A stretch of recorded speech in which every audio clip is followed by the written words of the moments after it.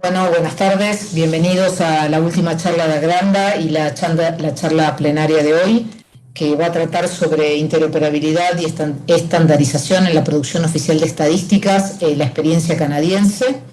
El disertante es Flavio Rísolo, de la Universidad de Toronto, del Departamento de Computer Science y del Instituto Estadística de Canadá. Flavio tiene un PhD de la Universidad de Toronto, trabajó durante varios años en proyectos de investigación y desarrollo de soluciones de datos en colaboración con expertos de IBM, SAP y diferentes universidades, tanto canadienses como europeas. Estuvo involucrado en grupos para la mejora de la producción de estadísticas de las Naciones Unidas y actualmente se desempeña como Enterprise Architecture Services en el Instituto de Estadística de Canadá. Flavio. Gracias, Cecilia. Gracias por la invitación y me alegro mucho de poder presentar lo que hemos estado haciendo prácticamente en la última década en este tema de interoperabilidad y estandarización. Un tema que está empezando a ser cada vez más mencionado y usado en diferentes contextos porque está siendo necesario en el ámbito en que nos movemos, y voy a explayarme un poco más en qué quiero decir con eso. Lograr una estandarización y una interoperabilidad a un nivel que nunca hicimos. Esta infraestructura semántica está basada en diferentes tipos de modelos y de estándares que ayudan a describir y modelar los datos y las soluciones informáticas que los manejan. No es solamente un tema de arquitectura de datos, sino también un tema de implementación. Bueno, antes de nada quiero aclarar que la charla va a ser en castellano, pero las diapositivas están en inglés. Más que nada por una limitación mía que aprendí y uso todos estos términos en inglés y no quise poner por escrito traducciones erróneas o controversiales, pero realmente me animo a intentarlo en castellano y traduzco los términos lo mejor que puedo. Espero que no sea demasiado confuso. Bueno, arranquemos. Ok, primero que nada quisiera hablar un poco del contexto en el que se desarrolla esta modernización, digamos, este uso de interoperabilidad que antes no teníamos. Para empezar a entender qué rol juega la estandarización y las diferentes formas en que estos procesos se tratan de racionalizar. Como es evidente, la sociedad está cambiando a un ritmo como nunca en el pasado.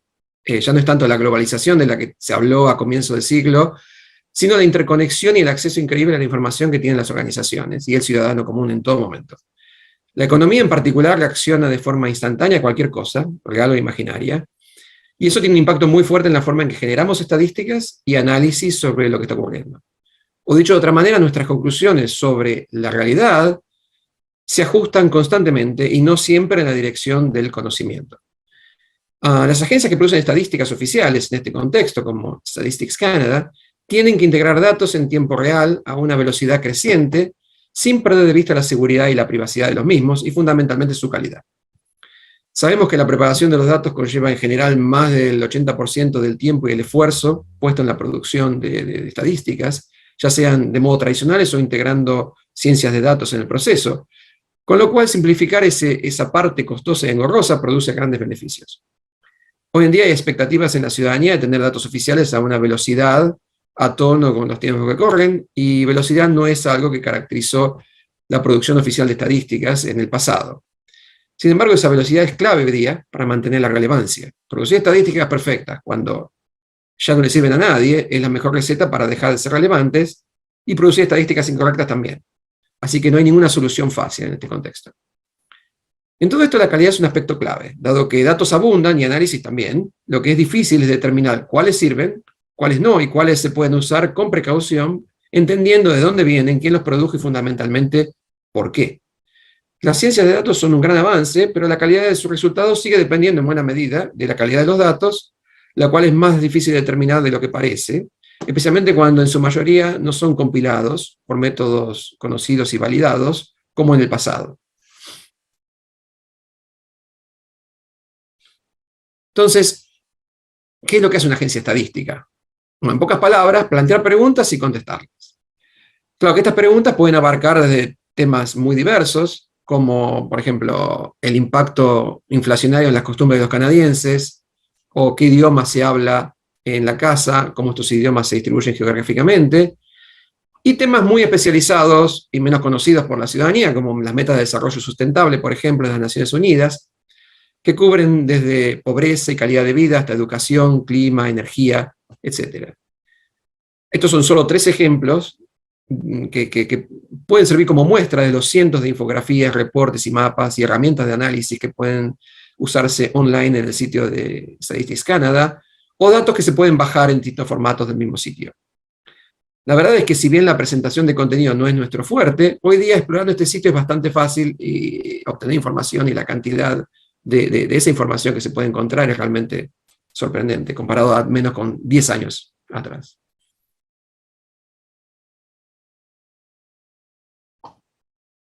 Entonces, tenemos este tema de la velocidad, la adaptación a los nuevos tiempos, cómo las cosas y los datos interactúan. Pero ¿a qué viene esto de interoperabilidad y estandarización? Después de todo, hemos venido produciendo estadísticas oficiales por más de un siglo, sin preocuparnos por estos conceptos. De paso, ¿qué es interoperabilidad? Es algo que se puede definir de muchas maneras, y en pocas palabras se puede pensar como la capacidad de sistemas de intercambiar información. Uno tendería a pensar que así definido es muy fácil, y existió desde siempre, pero la realidad es más complicada, que lo vamos a discutir más adelante en la charla. La cosa es que este énfasis en la interoperabilidad viene a caballo de los cambios de la última década.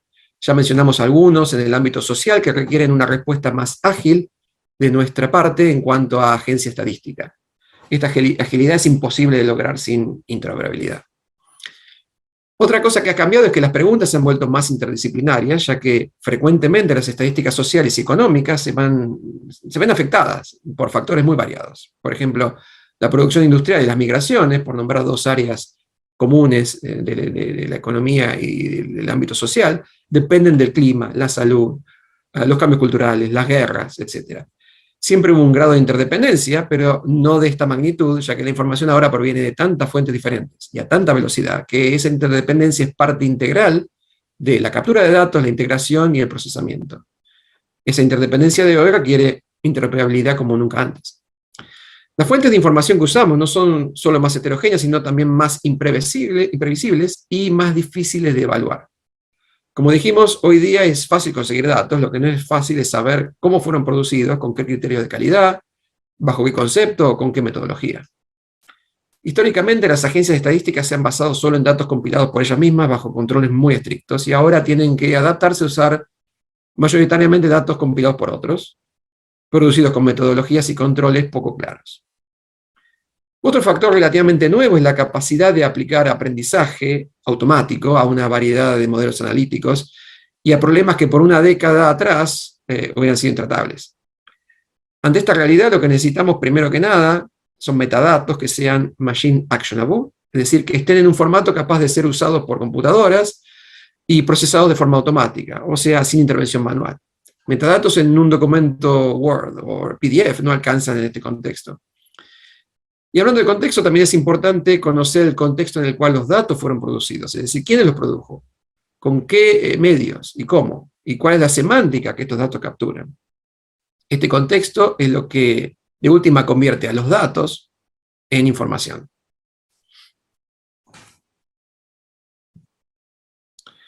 Bien, vimos brevemente cómo los requerimientos y los roles de las agencias estadísticas han cambiado en los últimos tiempos. Ahora vamos a explorar un poco más algunos conceptos que necesitamos para entender los distintos aspectos de la interoperabilidad y la estandarización. Este diagrama muestra a muy alto nivel los pasos que seguimos en Statistics Canada y en realidad en toda agencia estadística para producir información. Así como este de acá.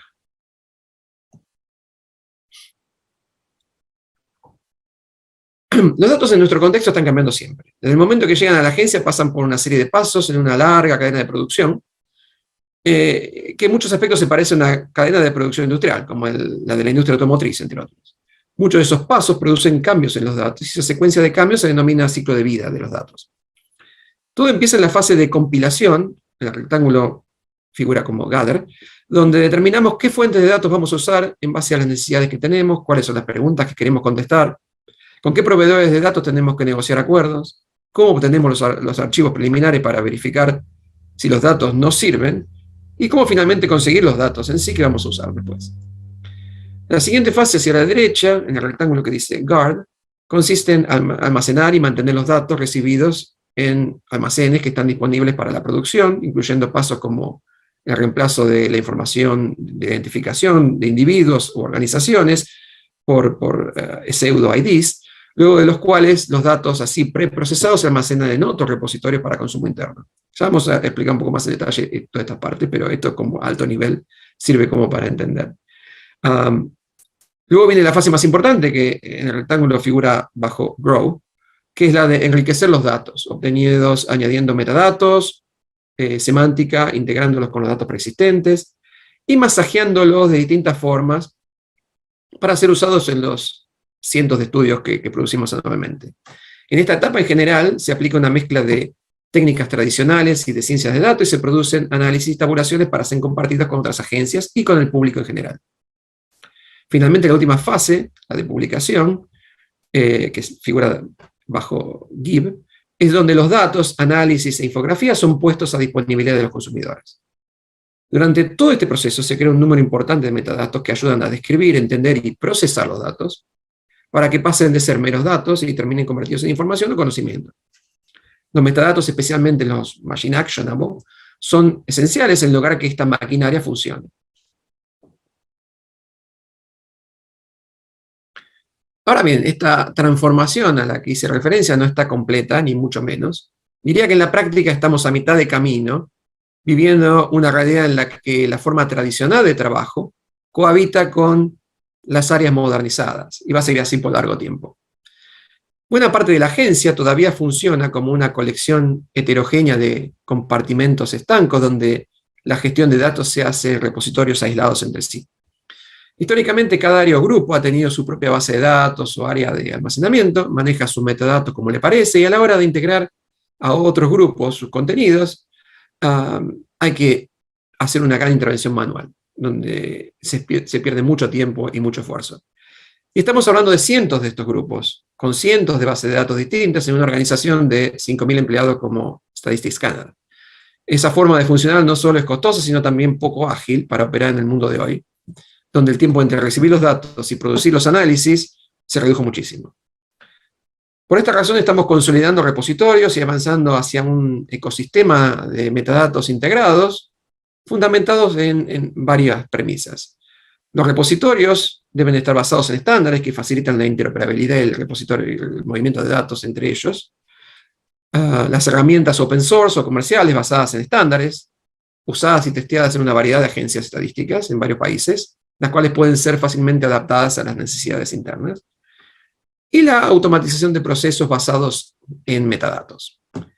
Eso nos permite producir estadísticas mucho más ágilmente, sin perder la calidad, idealmente. Ok, mencionamos estándares varias veces, pero todavía no aclaramos de qué tipo de estándares estamos hablando en este contexto en particular. Para empezar, hay muchísimos estándares, y eso de por sí es un problema, dado que si todos usamos estándares diferentes, intercambiar datos va a estar complicado, a menos que sepamos cómo traducir de un estándar al otro. Si multiplicamos ese problema por las docenas de estándares que la gente usa en las distintas disciplinas, el problema se vuelve intratable rápidamente. Por eso, la comunidad estadística empezó hace ya 15 años a desarrollar estándares que ayuden a las agencias miembros a sortear estos obstáculos. En particular, la Comisión Económica para Europa de las Naciones Unidas, o UNEC en inglés, de la cual Canadá extrañamente forma parte estando en Norteamérica, creó la iniciativa llamada Modern Stats, dedicada desde ese entonces a desarrollar y mantener arquitecturas de datos, modelos y best practices en general para el área de producción estadística. El primer modelo desarrollado allá por el año 2008 fue el modelo genérico de proceso estadístico, o GSBPM en inglés, que representa de una forma estándar los pasos a seguir, los más comunes en el proceso de producción estadística. Ahí podemos encontrar requerimientos, diseño, implementación, imputación, integración y análisis, entre muchos otros. Es un modelo conceptual que básicamente provee un lenguaje común para hablar de soluciones de datos. Eso en cuanto a procesos. En el 2011, la UNEC publicó un modelo de datos para describir los objetos usados por el modelo GSBPM. Este modelo genérico de información estadística, o GSIM en inglés, es un catálogo de objetos de información de uso común, como cuestionarios, estructuras de datos, poblaciones, variables, conceptos y muchos otros relevantes a la producción estadística. Para complementar el punto de vista de procesos y de información, en el 2018 se publicó la arquitectura de datos para el área estadística, CISDA en inglés, que agrega la noción de capacidades o habilidades que tienen las agencias para desarrollar ciertas actividades, capabilities en inglés, como integración y transformación de datos, administración de datos, control de acceso, linaje de datos, etc. En esa misma época se desarrollaron los modelos GAMSO y CISPA, cubriendo respectivamente actividades y servicios. Todos estos modelos se pueden usar de una manera más o menos integrada, pero como verán, empezamos creando un estándar para simplificar y ya tenemos 5, con lo cual la cosa se está complicando de nuevo. Y de paso esto es algo que bastante común en el desarrollo de estándares, que siempre aparece un estándar nuevo para simplificar un área y después se multiplican los números de estándares porque siempre hay alguna necesidad nueva, algún grupo nuevo, alguna comunidad que quiere algo diferente y que empieza desarrollando su propio estándar. Encima estos son todos modelos conceptuales hasta ahora y de referencia. No hablé de modelos de implementación. Ahí la cosa es más complicada todavía, porque para hacer que las soluciones se ejecuten tenemos que usar otra serie de estándares que constituyen la capa de implementación de los modelos anteriores. Esta capa incluye estándares como DDI o Data Documentation Initiative y SDMX o Statistical Data and Metadata Exchange, a los cuales volveremos más tarde para integrarlos en todo el área de interoperabilidad en general.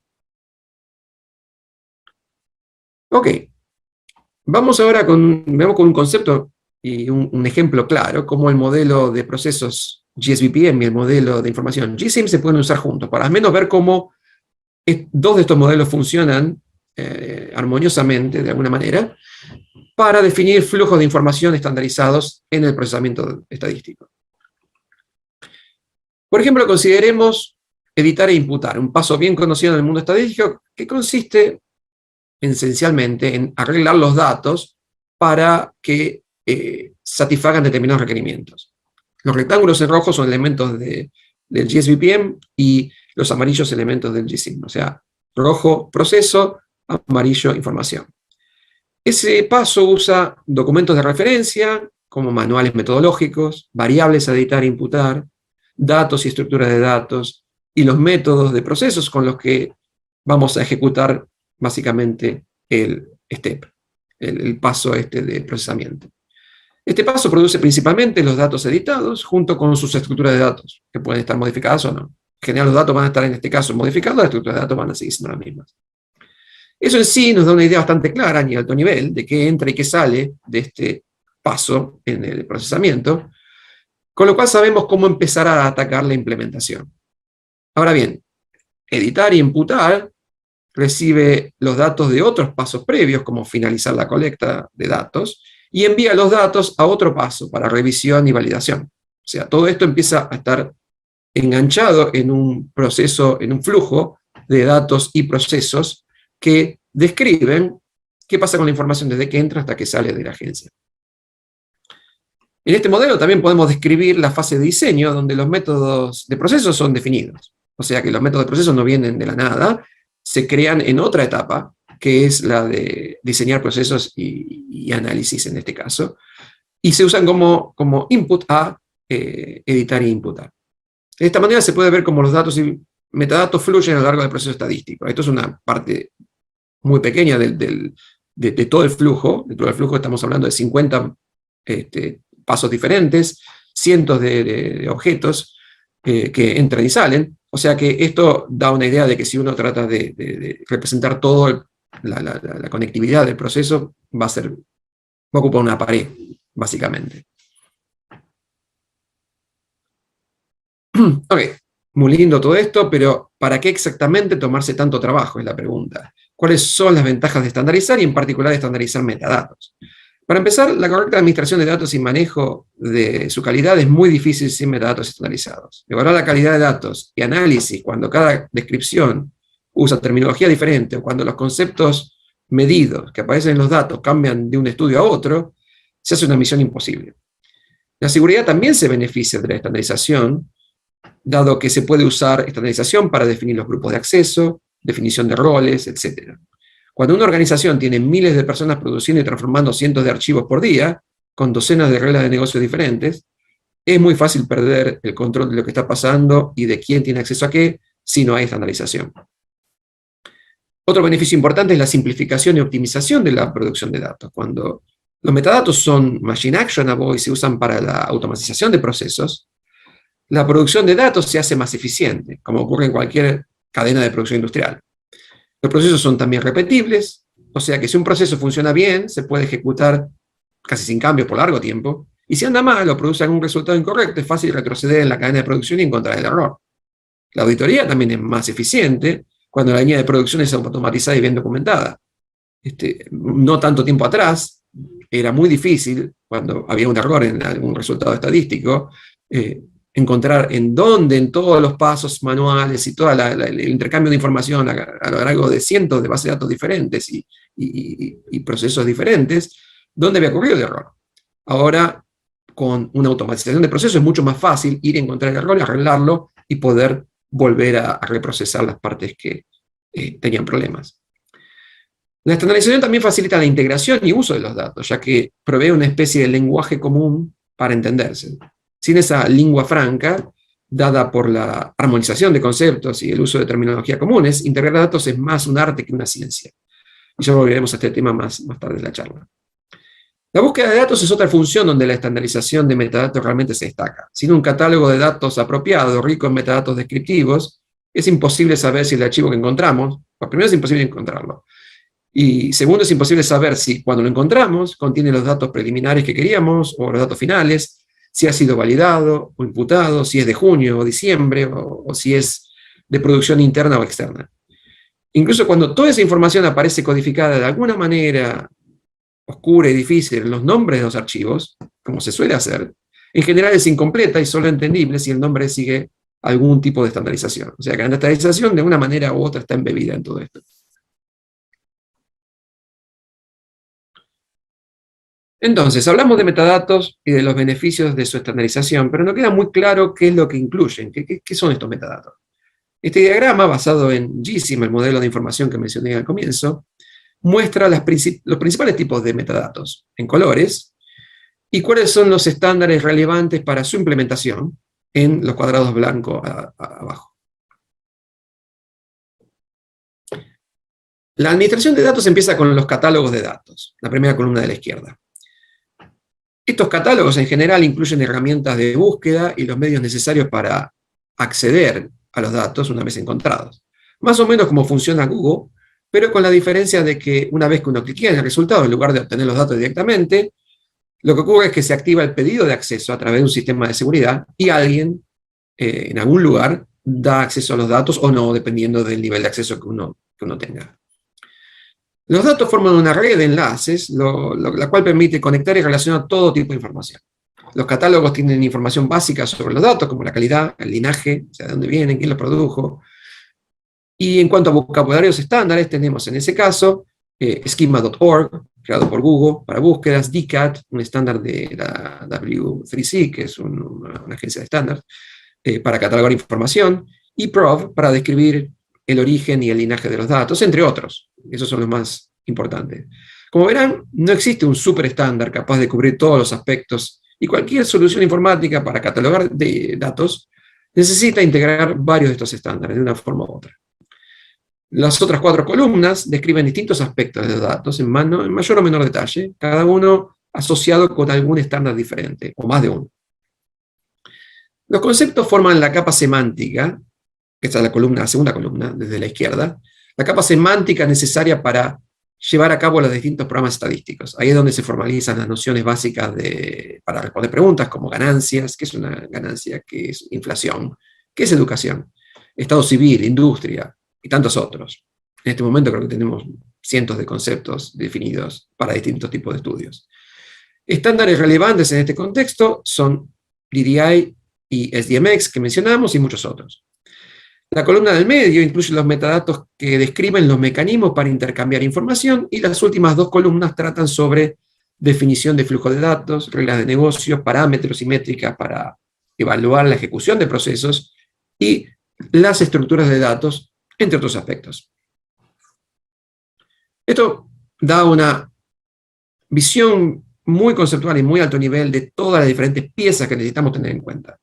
No fui hasta ahora en ningún momento hasta los niveles más detallados, y voy a tratar de evitar los detalles muy, muy complejos en esta charla, pero digamos que de ahí para abajo hay un montón de estándares y de implementaciones que tienen que ser tenidas en cuenta. Veamos ahora un ejemplo de cómo se describen y categorizan los conceptos que usamos. Este diagrama muestra un fragmento del sistema de clasificación de industrias de Norteamérica, NAICS en inglés, desarrollado para armonizar industrias entre Canadá, Estados Unidos y México. Esto surgió como parte del NAFTA, hace 3 décadas ya, para poder tener alguna terminología común para descubrir las industrias entre los 3 países. Las clasificaciones estándar como NAICS pueden ser muy complejas. NAICS, de hecho, tiene más de 5.000 categorías. Esto es una parte muy pequeña de la clasificación. Varios cientos de estas clasificaciones se usan a nivel mundial. Algunas no todas con 5.000 categorías, pero muchas de ellas incluyen cientos o miles. Y poder relacionar las categorías entre ellas, de una manera que uno pueda pasar de una a la otra, ver cuáles son las correspondencias que hay, es esencial para comparar estadísticas de distintos países y regiones. Cada categoría tiene asignado un código, que es lo que en realidad aparece en los datos. Por ejemplo, el código para pesca en NAICS es 1141. Esto quiere decir que en archivos de datos sobre producción industrial, el número 1141 es uno de los valores que va a aparecer en la columna correspondiente a industria para todo lo que tenga que ver con pesca. Eso remueve la ambigüedad sobre de qué trata exactamente la información representada, dado que el código está asociado con una categoría que tiene una definición muy precisa. Así podemos saber si esos datos incluyen pesca de agua dulce, o solo agua salada, o moluscos o no, etc. Sin ese código y esa definición, solo nos queda adivinar qué puede haber querido decir exactamente el que creó el archivo cuando menciona la palabra pesca, lo cual puede incluir o no moluscos o lo que sea. Ese es el riesgo de integrar datos sin los metadatos apropiados. Ok, ¿cómo integramos todos estos tipos distintos de metadatos? Bueno, la solución que estamos implementando en Statistics Canada para hacer el manejo de metadatos más eficiente y práctico es el Metadata Hub. El Metadata Hub no es una herramienta en realidad, sino una arquitectura. La idea de tener un hub, ya sea de datos o metadatos, que es esa caja en el medio del diagrama, no es nueva. Tiene largo tiempo. Lo que es nuevo es que ahora tenemos la tecnología para hacerlo posible. La idea del hub es que los productores y consumidores de información no se conectan con la información directamente, sino vía el hub. Eso facilita considerablemente la administración y control de la información, y también independiza a los consumidores de los cambios que se producen en la infraestructura y las herramientas detrás de escena. ¿Por qué hacer todo esto? Bueno, el tema es que de la misma manera que no hay un solo estándar para representar todo lo que necesitamos, tampoco hay una sola herramienta para hacer todo lo que necesitamos, dado que en general cada herramienta maneja un estándar, quizás 2. La razón para usar herramientas externas, ya sea comerciales o open source, es que no tenemos la cantidad de recursos necesarios para implementar una solución de esta magnitud desde cero, y tampoco tiene sentido porque sería reinventar la rueda, ya que las soluciones existen. Lo único que necesitamos es integrarlas en nuestros sistemas de producción y entre sí. Lo cual no es tan fácil como suena, pero es más fácil que implementar todo desde cero. Las herramientas que usamos son las que aparecen en la parte de abajo del diagrama. Esas son las que otros desarrollan y nosotros usamos. ARIA, Colectica, CICAN, ISTAT, Toolkit, son todos repositorios y almacenes de datos y de metadatos especializados que hemos instalado en los últimos 2 años en la agencia. Usan estándares como DDI, SDMX, TCAT y XCOS, entre otros. Ahí es donde se maneja el almacenamiento de metadatos. Por ejemplo, hablamos de variables y conceptos. Bueno, el hub es el que relaciona las variables y los conceptos que están en Colectica o ISTAT con los datos en sí mismos que los usan. O sea, los datos están almacenados de forma independiente, separados, en áreas de almacenamiento de las cuales vamos a hablar más adelante, y acá solamente se manejan los metadatos y la relación, o sea, el enlace entre ellos y los datos. Entonces los sistemas consumidores se conectan al hub vía APIs para buscar y acceder a contenido, y el hub se conecta a su vez a los repositorios también vía APIs. El hub es funciona como un intermediario virtual, que funciona como un punto de acceso universal con el cual los clientes se conectan a un solo lugar para buscar y conseguir todo tipo de metadatos. Si en el hub tendrían que saber exactamente qué metadato está almacenado dónde, conectarse a distintas herramientas directamente, aprender cómo funciona cada una de las herramientas y hacer la integración de los resultados por sí mismos, lo cual es sumamente complicado y muy difícil de mantener, especialmente cuando puede haber cientos de clientes internos.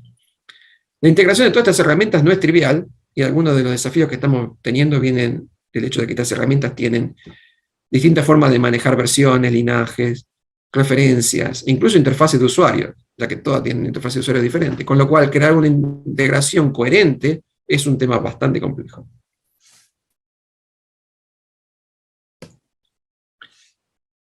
Ok, tenemos demasiados estándares, tenemos la necesidad de reducir el tiempo de producción de estadísticas, y tenemos que funcionar con datos provenientes esencialmente de todos lados, y sobre los cuales sabemos poco. También sabemos que necesitamos interoperabilidad. Pero, ¿qué es exactamente interoperabilidad, más allá de cómo la resumimos antes? Bueno, como hay estándares para todo, también hay definiciones de interoperabilidad para todo. Mucha gente considera que si dos sistemas pueden intercambiar datos, ya son interoperables. El problema es que conectar computadoras y pasar números de unas a otras no alcanza para entender qué significan y cómo se usan. Por ejemplo, si recibo un archivo con números de ganancias y no sé en qué moneda está expresado, difícilmente pueda interpretar los números correctamente y mucho menos integrarlos con otros datos. Es más, sin los metadatos adecuados, no puedo saber siquiera que esos números son sobre ganancias y no sobre cualquier otra cosa. Aún sabiendo que son sobre ganancias, definiciones de ganancias hay muchas, y sin la definición precisa, los datos no se pueden integrar ni analizar, a menos no con confianza y no produciendo resultados buenos. Interoperabilidad requiere cierto acuerdo en todos estos niveles. La pirámide de la izquierda muestra los 4 niveles más comunes para definir interoperabilidad. Hay muchas definiciones, como dije, y también hay muchas formas de organizar estos niveles, pero esos son 4 que cubren un buen área de lo que se considera interoperabilidad. A nivel sistema, el de abajo de todo, tenemos todo aquello relacionado con la conexión física entre computadoras, que es lo que, como dije, mucha gente considera que la interoperabilidad termina ahí. Esto incluye redes, infraestructuras, servicios, protocolos de todo tipo como HTTP, REST, FTP. Para mucha gente, eso es lo único que hace falta. Una vez que nos entendemos en términos de protocolo, podemos empezar a ponernos de acuerdo en cómo los contenidos tienen que estar representados. Esa es la capa sintáctica, donde aparecen los datos físicos y la sintaxis usada para describirlos, como XML, OData, RDF, OWL, JSON, LD, más recientemente. Ahí es donde la cosa empieza a tomar forma y la semántica empieza a aparecer de a poco. La siguiente capa es la estructural, en donde empiezan a aparecer arquitecturas de datos y vocabularios que permiten hacer más precisos los elementos sintácticos de la capa anterior. Ahí sabremos, por ejemplo, que si hay un tag que dice ganancia en XML, significa ganancia bruta, o neta, o operativa, o la que sea, ya que el nombre en general no alcanza para estar seguros de eso. Tenemos que ir a ver a la definición y saber cómo es realmente. También ahí tendremos el tipo de moneda y otros metadatos útiles. Esta capa es donde se encuentran los modelos abstractos que vimos antes, como GSBPM, GSIM, DDI, SDMX. Y por último tenemos la capa semántica, la de arriba de todo, que es donde tenemos armonización de conceptos, ontologías, como para que los conceptos detrás de datos se puedan relacionar y entender en un contexto mucho más amplio que un archivo específico. El diagrama de la derecha muestra otra arquitectura, donde estos niveles aparecen agrupados en los primeros 2, la technical y semantic. Esos serían los 4 de la izquierda. Pero además se agregan otras 2 capas interesantes, que es donde se tienen en cuenta aspectos como los procesos de negocios, o sea, dónde se usan estos datos, y eso también es un nivel de interoperabilidad, porque el contexto cambia la semántica en algún sentido, y los marcos legales, donde la satisfacción de legislación específica sobre privacidad, sobre reproducibilidad de datos o de inteligencia artificial, puede ser requerido. Entonces, eso también es parte de la interoperabilidad, que muchas veces no se tiene en cuenta ni siquiera en en el contexto en el que la semántica, como en la pirámide de la izquierda, tiene sentido, tiene importancia. Pero siempre ese marco legal y el nivel legal de interoperabilidad está, aunque no lo tengamos en cuenta. Ok, con esta idea de interoperabilidad, podemos focalizarnos ahora en una variante del diagrama que vimos al comienzo, esta vez centrado en estándares de implementación. Digamos que agrandamos la parte de implementación y nos focalizamos en uno de los estándares que usamos para eso, que es DDI. La Data Documentation Initiative publicó la primera versión de DDI hace más de 2 décadas con la idea de facilitar la descripción de archivos de datos a lo largo de todo su ciclo de vida, incluyendo estructuras de datos, formatos físicos, conceptos y variables. La última versión, a punto de ser publicada, se llama Cross Domain Integration, o CDI en inglés, y fue creada con la intención de funcionar como puente entre estándares diseñados para disciplinas o propósitos diferentes, que los hacen difíciles de integrar. Esta función de puente es fundamental, dado que al momento de integrar datos de distintas disciplinas, con formas muy diferentes y hasta, diría, divergentes de ver el mundo, tenemos que vernos con el problema de cómo integrar los respectivos estándares. Entonces, en lugar de tener que empezar a hacer ese tipo de integraciones uno a uno, tener un estándar central que maneja la integración a lo largo de todos estos otros estándares es importante. DDI y CDI nos brinda mecanismos no solo para implementar modelos conceptuales como GSIM, GSBPM y SISDA, sino también mecanismos para integrar otros estándares, muchos de los cuales ya mencionamos que aparecen ahí. No quiero entrar en los detalles, pero básicamente hay estándares como SDTL a la derecha para describir transformaciones de datos, XCOS para escribir clasificaciones y taxonomías, clasificaciones como NAICS que vimos antes, PROV para linaje de datos, como mencioné, DCAT para catalogar datos, también como lo mencioné, y otros. Estos son los más importantes para empezar a tener una descripción estandarizada de los datos. Y estos son los que estamos implementando como primer paso en estadística. Ok, ahora podemos entrar un poco más en detalle en cómo funciona DDI y CDI para hacer integración de datos interdisciplinarios. Este diagrama muestra lo que llamamos partículas elementales, por decirlo de alguna manera, del estándar, los cuales son muy similares a GSIM porque es de hecho una implementación de ese modelo conceptual. En el medio tenemos lo que se llama cascada de variables, la mejor forma que encontré de traducirlo, la columna vertebral del estándar que discutiremos en más detalles en breve. Las variables conectan los datos y sus estructuras con los conceptos y sus representaciones. Recordemos que cuando los conceptos son discretos, como vimos antes en el caso de industrias, cada categoría tiene asignado un código, que es lo que aparece en los datos debajo de la columna correspondiente. Arriba están los procesos que representan cómo las variables, datos y estructuras son creados, transformados y usados siguiendo alguna lógica programática. O sea, estas distintas partes, esto es una parte muy chica de todo el modelo, pero básicamente tiene las partes esenciales para ver cómo los datos y su organización se relacionan con los conceptos y con los procesos que los describen y los cambian.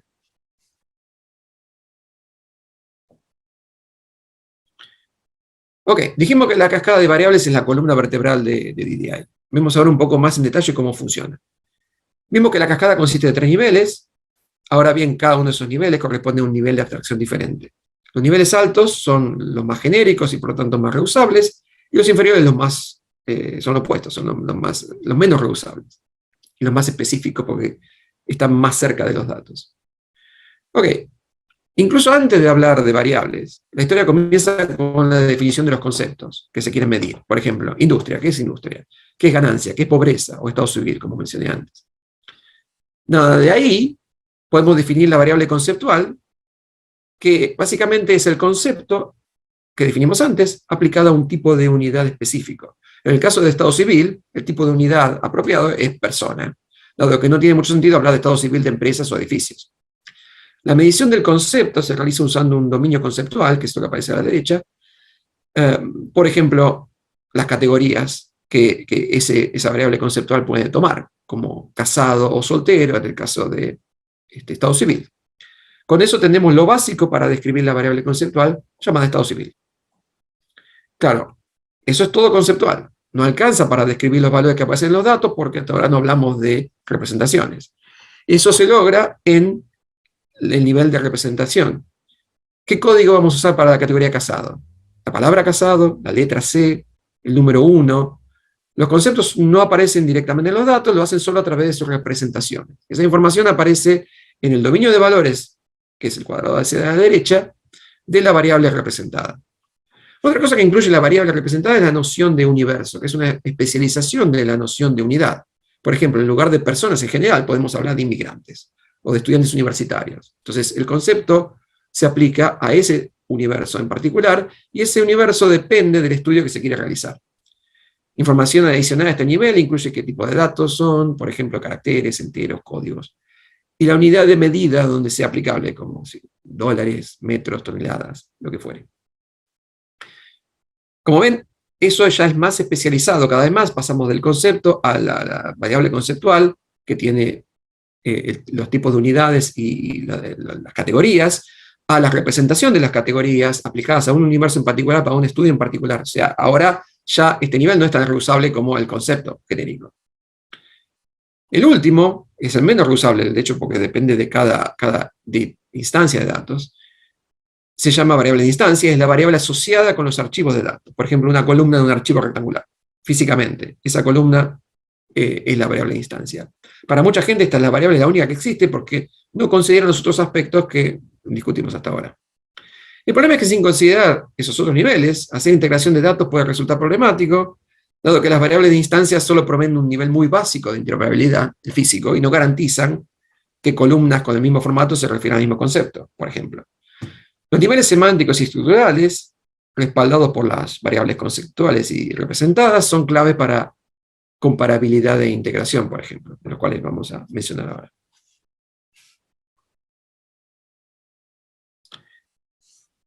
Veamos con un ejemplo concreto cómo funciona esto.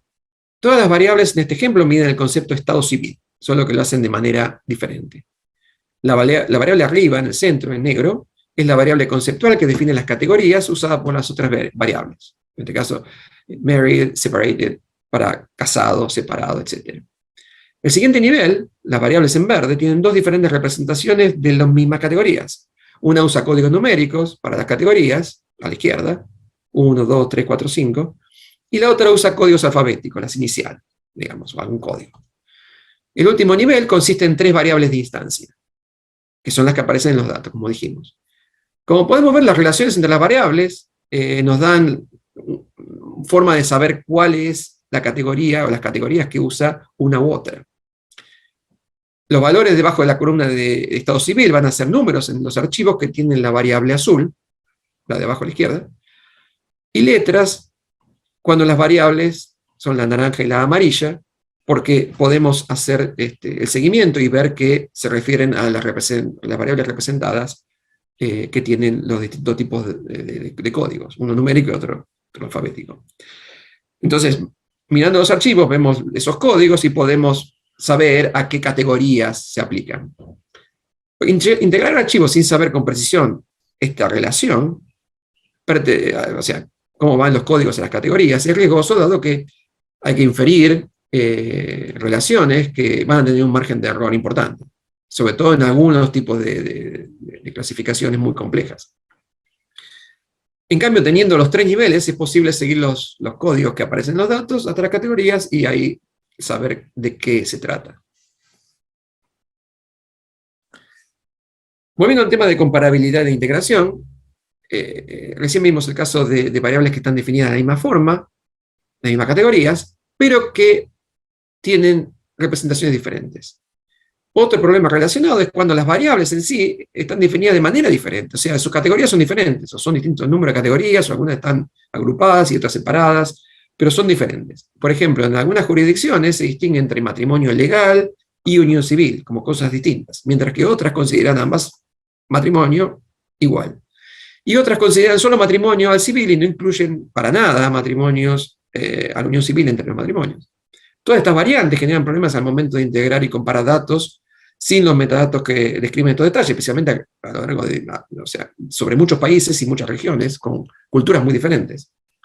Un caso más sutil aún es el de variables monetarias que están representadas en distintas monedas. Ahí encima, a primera vista, pueden parecer comparables, dado que a nivel físico sus representaciones son idénticas, son monedas. Pero en la práctica no lo son, y sobre todo cuando las monedas son muy parecidas en cuanto a valor. Por ejemplo, el dólar canadiense y el americano tiene una diferencia de un 30% en este momento, y eso hace que parezcan los números similares, con lo cual es difícil saber de cuál es cuál. Si bien es cierto que esta información usualmente aparece en diccionarios de datos o documentación adicional, es común que estos se pierdan o desactualicen. Los datos se mueven de un lado para otro y a veces los metadatos no. Además, el beneficio de usar un estándar como CDI y la cascada de variables es que esta información secundaria se convierte en machine actionable y primaria, con la capacidad de ser usada para automatizar procesos, cosa que los diccionarios de datos en sí mismos no lo pueden hacer. Ahí es donde se encuentra el verdadero potencial. Ok, otro aspecto de la interoperabilidad es la organización de los datos. La forma en que las variables se relacionan a los datos depende fundamentalmente de la organización de datos elegida, y todo el tinglado de la cascada de variables que describimos descansa sobre esa organización. Por ejemplo, hemos hablado de columnas asociadas a variables, pero eso solo se aplica en archivos rectangulares, tipo tablas, donde cada columna representa una variable diferente. En este ejemplo tenemos 8 variables, sí, 8.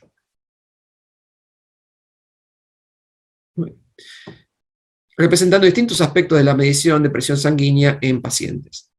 Los pacientes están identificados por la columna entry, mientras que date time indica el día y hora en que la medición se tomó. Systolic y diastolic son los valores de la presión, y el resto son otros indicadores relacionados que le dan contexto a la medición, como el código de instrumento, o sea, que se usó para medir, etc. Esa es la forma más común de representar datos, pero no es la única y no es necesariamente la más eficiente para procesamiento, por lo cual los datos son frecuentemente reorganizados y reestructurados para diferentes propósitos.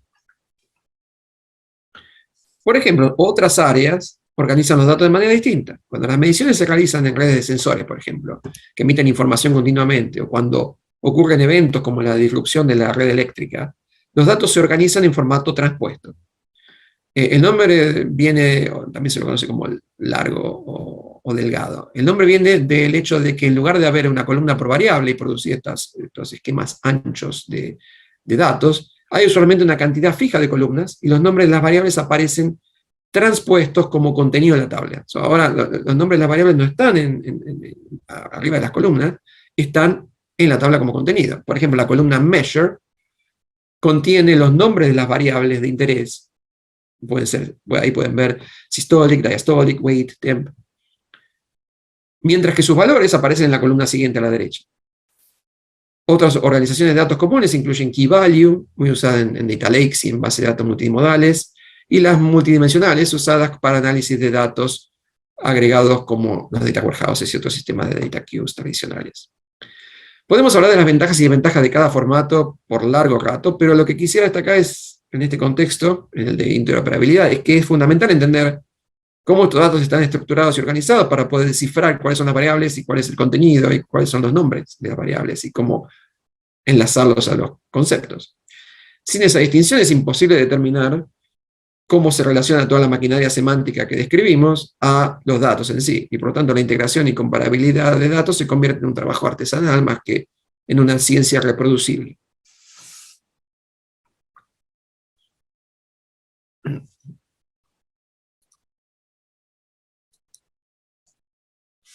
Ok, recién tocamos el tema de organización de datos y de cómo es común que los datos vengan de distintas estructuras. La organización y estructura de los datos es solo un aspecto de la administración de datos. El framework que usamos para describir en general todo lo que hacemos con los datos se denomina capability o capacidad, que es esencialmente la habilidad de llevar a cabo una actividad con todos los recursos que hagan falta, como sistemas, estándares, métodos, procesos, gente. La arquitectura común de datos del área estadística, o SISDA en inglés, que mencionamos antes, es el estándar que usamos en Statistics Canada para describir esas habilidades genéricas. Arriba en el medio, por ejemplo, en el cuadrado central, se encuentra diseño y descripción de datos, donde entra el tema de organización y estructura de datos. Debajo se encuentra logística de la información, que cubre las 3 grandes áreas de intercambio de datos, almacenamiento y virtualización de datos. La estandarización de estas 3 áreas es crucial para lograr una interoperabilidad efectiva, y vamos ahora de discutir la parte de cómo estos datos se almacenan, que es la parte de data stores.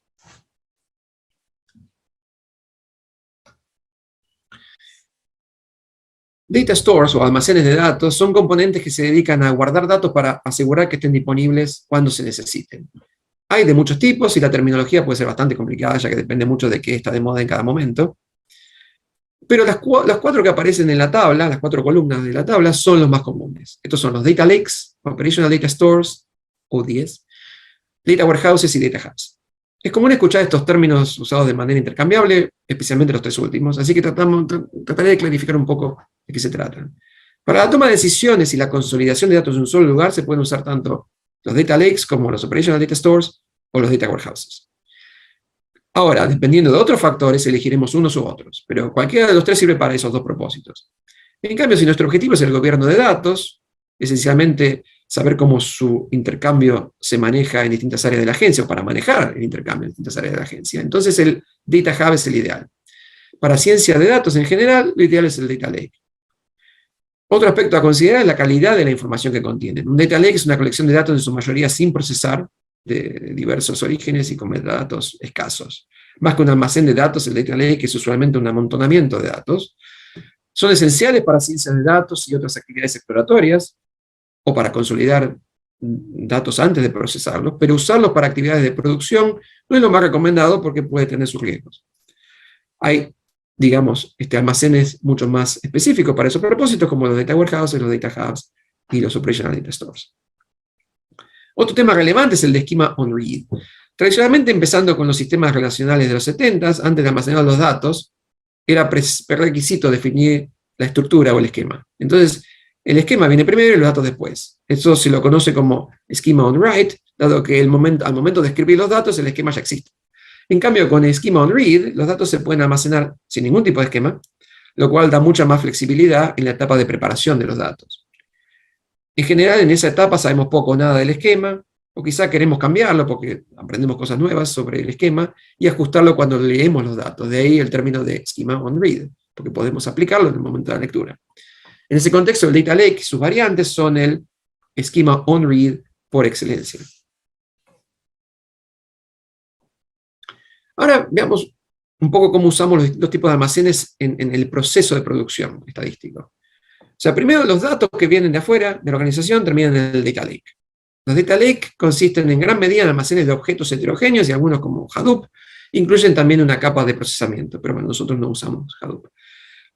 Los Data Lakes proveen la flexibilidad necesaria para almacenar todo tipo de datos con estructura muy heterogénea, sin tener que perder tiempo en definir las estructuras de datos a priori, como hacíamos en las bases de datos relacionales. La gran salvedad es que, como dijimos, esa flexibilidad puede ser problemática. Después de una mínima verificación y de agregar los datos al catálogo de datos, estos pasan a distintos entornos donde sigue el procesamiento, o el preprocesamiento en este caso.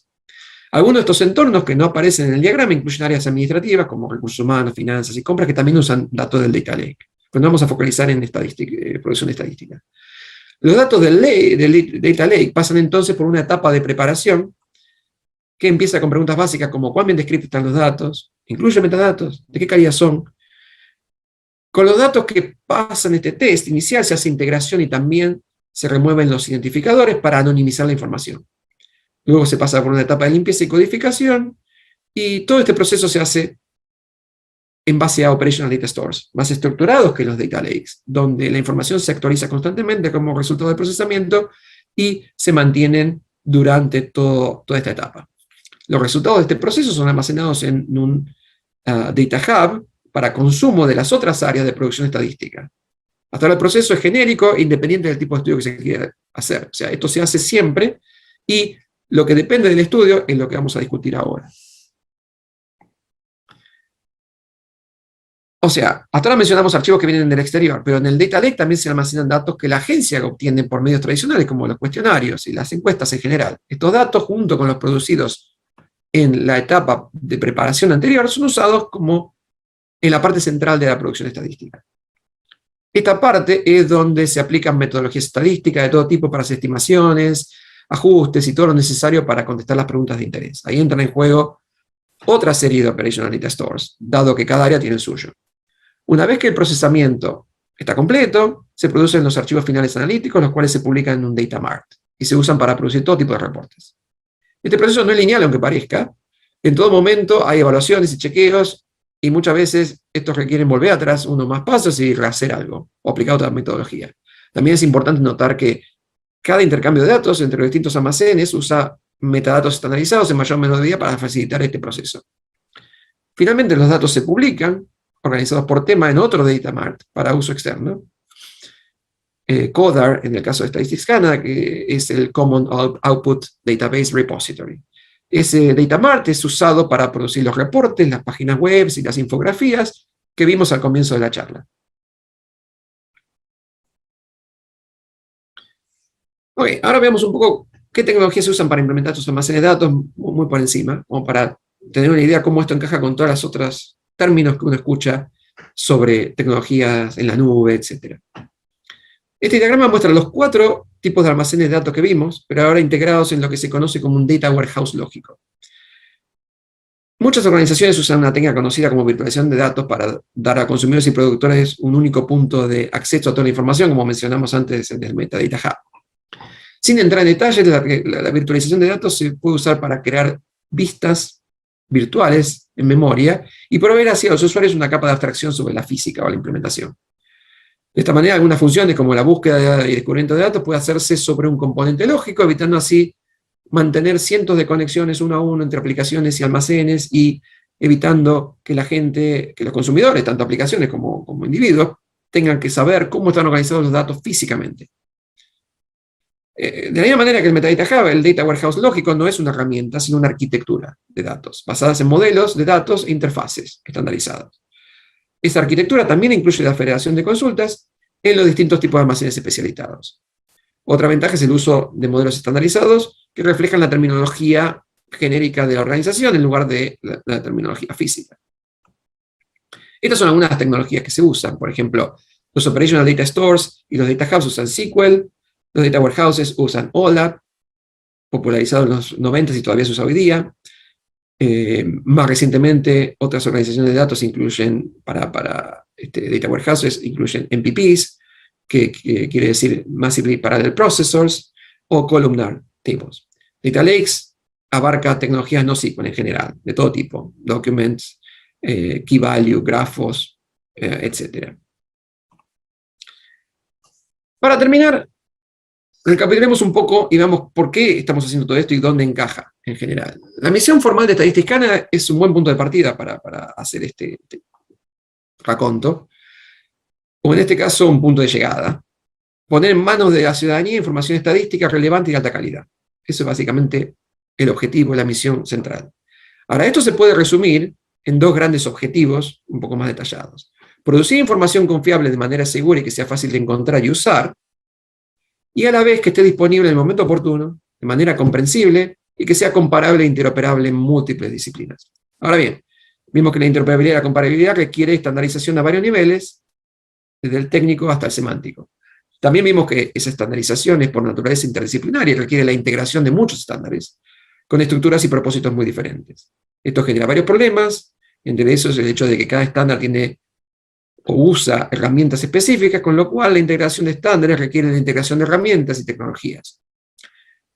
Hemos hecho mucho progreso en la última década en este camino, especialmente gracias a la colaboración internacional con un gran número de agencias con problemas similares, pero todavía queda muchísimo por hacer. Eso es todo. Muchas gracias.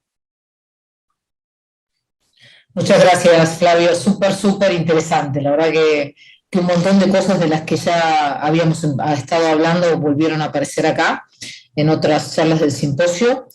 Yo te quería, mientras esperamos siempre hay un poquito de delay con las cosas que suceden en las redes, ustedes tienen un desafío adicional en la metadata, que es el de la metadata internacional. O sea, yo sé que las agencias de estadística tienen como una cultura, como han intercambiado datos durante mucho tiempo, una cultura grande de estandarización, pero, por ejemplo, esto que vos mostrabas del Estado civil y este tema de la unión civil o el casamiento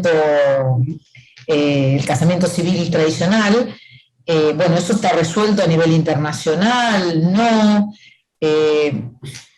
No, o sea, la respuesta corta es no.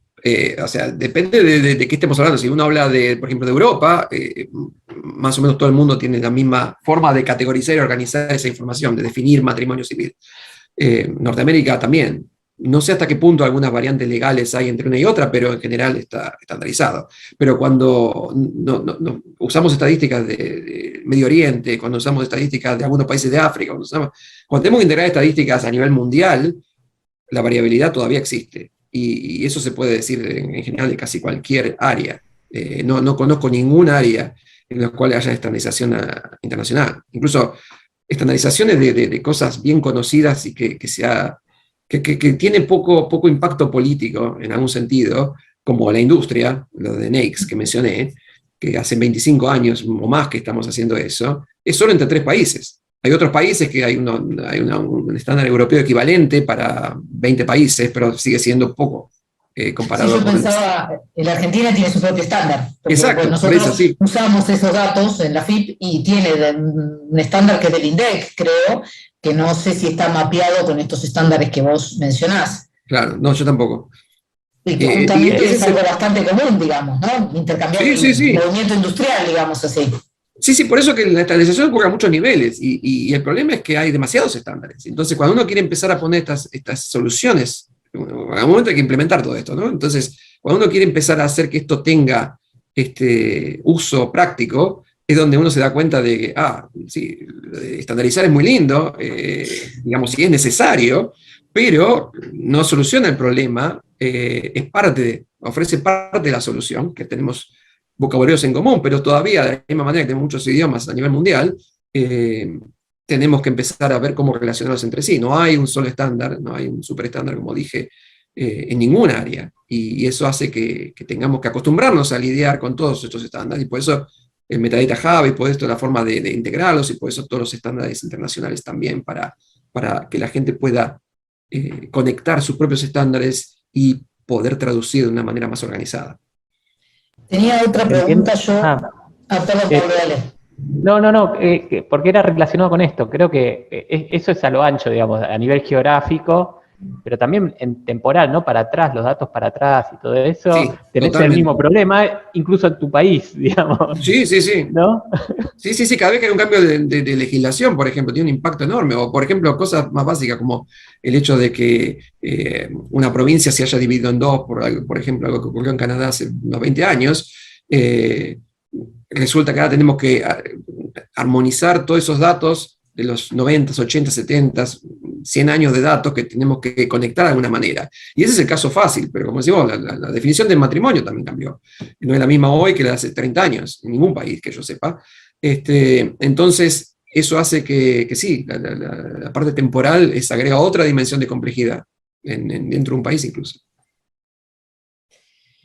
Bueno, acá hay alguien que menciona los códigos ISO de los países. Sí, bueno, eso fue un avance, digamos, cuando aparecieron esos códigos, fue un avance para la estandarización, ¿no? Sí. Es sorprendente todos los desafíos que hay todavía en algo tan avanzado como el intercambio de estadística. Porque, sí. Creo que debe ser de las primeras cosas en las que el mundo se puso a trabajar para poder intercambiar cosas. Sí. Lo que pasa es que siempre así funciona el desarrollo de estos estándares. Se ponen de acuerdo una comunidad para estandarizar algo, pero después la disciplina crece y de golpe hay un montón de otras cosas nuevas que hay que integrar, o vienen más miembros nuevos a la comunidad y vienen con sus propias necesidades y dicen, no me sirve esto, habría que cambiar esto, habría que cambiar lo otro. Y empezamos, digamos, a cambiar el estándar, o a dividirlo en estándares, o crear otros estándares, porque hay comunidades a veces que directamente ni se hablan con otras. Entonces, cada una de estas cosas es como que empezamos con una estandarización y después nuevamente empieza la complejidad de estándares múltiples, porque a lo largo del tiempo las cosas cambian mucho. Entonces, es muy difícil lograr algo que sea universal y estable. Yo, me acordaba, el Mercosur tiene, por ejemplo, comités que se dedican a armonizar diferentes interpretaciones, por ejemplo, de los códigos arancelarios, claro. Y hay cosas parecidas, digamos, a nivel Naciones Unidas en cuanto a estadística. No que yo sepa, en general son regionales, sobre todo si son de temas económicos y financieros, digamos, no hay hasta donde sé, no soy un experto en eso, pero por lo que vi, siempre cada región o cada grupo de países usa su propia estandarización. El Mercosur, el NAFTA, la Comunidad Europea, y otros. Entonces, puede que haya algún estándar, porque también la otra es, quizás el estándar existe, pero quizás no se usa, o quizás no se usa uniformemente, o sea, no se usa a lo largo de todas las distintas organizaciones. Entonces, a veces se invierte mucho esfuerzo en crear estos estándares, pero si las organizaciones o los países o los que tienen que usarlo no les sirve por lo que sea, no se usan. Entonces, también esa es otra faceta que ni toqué acá, pero cómo hacer para socializar estos estándares y el desarrollo, e involucrar a toda la gente que realmente tiene algo que opinar, porque si no, no se pueden imponer en general. O sea, se pueden imponer a veces en contextos muy especiales. Por ejemplo, en Europa, el Banco Europeo tiene mucho poder para regular qué tipo de estadísticas los países producen y qué estándar usar, que en este caso es DMX, porque mucho del funding y la forma en que está organizada la financiación, perdón, y la forma en que está organizada la Comunidad Europea, le da mucho poder al Banco Europeo para hacer eso, pero en otras áreas no tienen ese tipo de marco legal para para obligar a las agencias a usar un estándar. Entonces, no se usan. Es un tema difícil. Yo tenía una pregunta más que tiene que ver con esto de la correctitud versus la velocidad de producir los datos. Justo ayer en la charla que te contaba antes que había habido sobre SUBE, Diego Castro, que fue el que dio la charla, comentaba que ellos aproximadamente en el segundo día, si no recuerdo mal, tienen el 95% de los datos de los viajes que se hicieron. O sea, de un viaje que se hace hoy, mañana a la noche más o menos tienen el 95% de esos datos. Y que entonces ellos tenían datos, bueno, como algún tipo de segmentación en cuanto a la antigüedad del dato que les daba más confiabilidad cuanto más lejos era el dato en el tiempo. Entonces, bueno, te quería preguntar ustedes cómo manejan eso, si tienen algún tipo de ventana de datos o... Sí, exactamente igual. Lo hacemos... lo que usamos es rolling averages, por ejemplo, o sea que, no sé cómo traducir eso, pero básicamente es lo que describiste, o sea, se hacen estimaciones en base a, una vez que se tiene un porcentaje de datos de lo que se requiere, lo que estamos haciendo en este caso, no me acuerdo qué puede ser, pero por ejemplo, algún tipo de evento, la parte financiera es la que más está avanzada en eso, entonces se estima la parte que falta y esos estimados se van cambiando, entonces el estimado de hoy es como una cosa así como el pronóstico meteorológico. Hacemos un pronóstico para la semana que viene y lo vamos ajustando a medida que nos acercamos. Al final del día vamos a tener el pronóstico preciso. Pero sabemos cómo caracterizarlo y cómo decir con qué varianza, por ejemplo, estos datos, con qué confianza se tienen en los datos, qué es lo que están representando. Mientras podamos caracterizar cuán precisos son los datos basado en algún parámetro estadístico estándar, está bien. El problema es cuando no tenemos esa capacidad, porque los datos que recibimos originalmente no se sabe exactamente qué calidad tienen, cuál es digamos, la caracterización estadística del modelo que hay detrás. Ahí es donde tenemos los problemas nuevos de hoy día, de bueno, cómo los caracterizamos, digamos. ¿Estamos en el 90% o 95% de los datos, o estamos en el 20% y no lo sabemos porque el resto son datos incorrectos?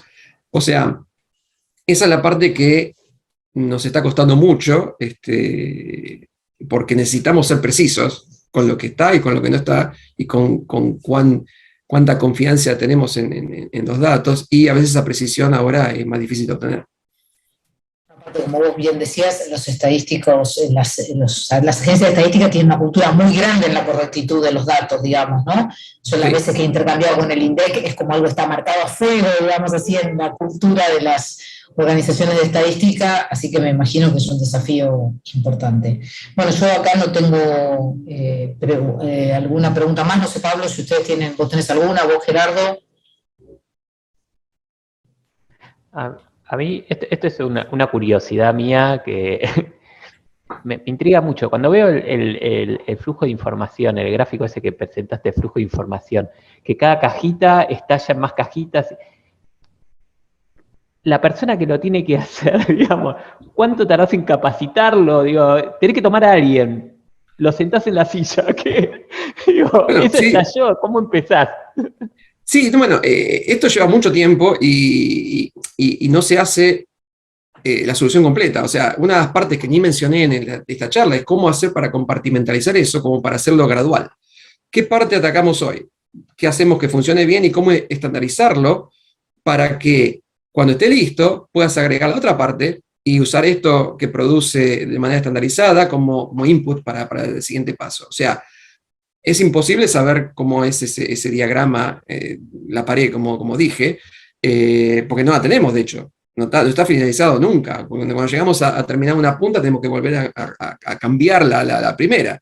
Entonces es algo que cambia continuamente, pero sirve como plano genérico para poder empezar a decidir, a tomar decisiones, por ejemplo, en Enterprise Architecture, para tomar decisiones sobre qué herramientas usar, cómo, dónde, qué implementar. Porque todas estas herramientas son buenísimas y hay muchísimo hoy día que no hace falta que implementemos nosotros.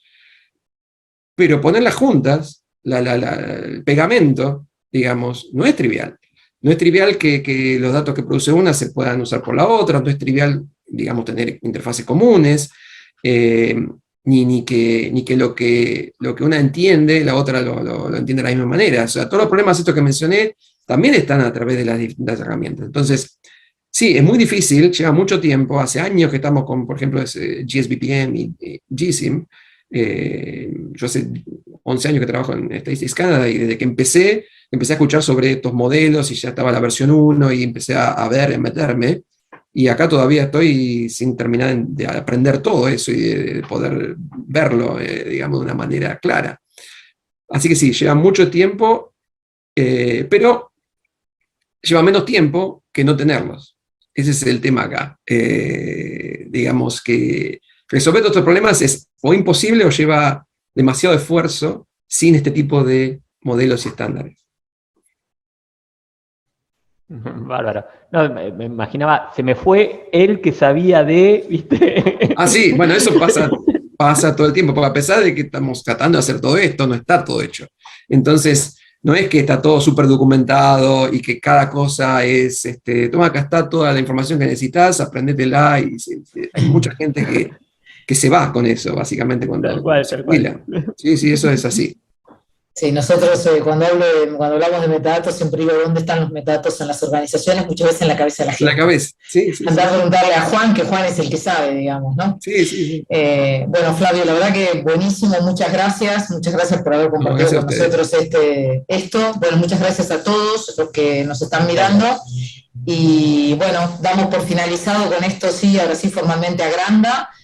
Los esperamos el año que viene. Y bueno, nos vemos pronto. Mañana sigue Asai. Mañana sigue Asai, sí. Gracias, Pablo, por el comentario. Chao, hasta luego. Gracias.